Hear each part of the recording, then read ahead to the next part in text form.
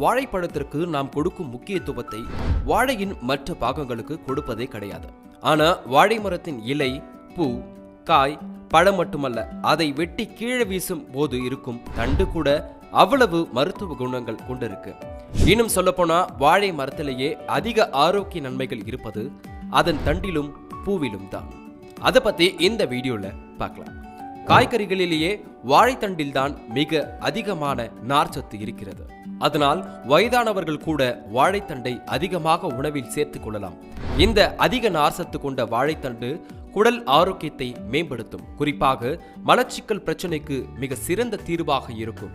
அதோடு உடல் எடையை குறைக்க உதவும் சூப்பர் ஃபுட் என்று கூட இதை சொல்லலாம். வாழைத்தண்டில் நார்ச்சத்து, நீர்ச்சத்து அதிகமாக இருப்பது மட்டுமல்லாமல் ஏராளமான மினரல்களும் தாது பொருட்களும் இருக்கின்றன. அவற்றில் potassium, calcium, vitamin B6, magnesium உள்ளிட்டவை அதிகமாக இருக்கின்றன. வாழைத்தண்டில் டயூரிக் பண்புகள் அதிகமாக இருக்கிறது. இந்த டயூரிக் பண்பு சிறுநீரகத்திற்கு மிகவும் நல்லது. குறிப்பாக சிறுநீரக கற்கள் உருவாகாமலும் ஏற்கனவே இருந்தால் அதை கரைத்து வெளியேற்றவும் உதவும்.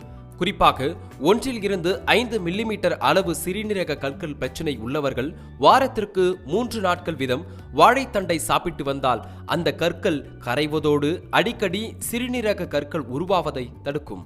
பொதுவாக வாழைத்தண்டை உணவில் பொரியலாக எடுத்துக்கொள்வோம். சிறுநீரக கற்கள் பிரச்சனை இருப்பவர்கள் அதை ஜூஸாக அரைத்து வடிகட்டி குடிப்பார்கள். இந்த 2 வழிகளிலும் எடுக்கலாம். அதோடு பருப்பு சேர்த்து கூட்டாகவும், சூப் வடிவிலும், சட்னியாகவும் கூட செய்து சாப்பிடலாம்.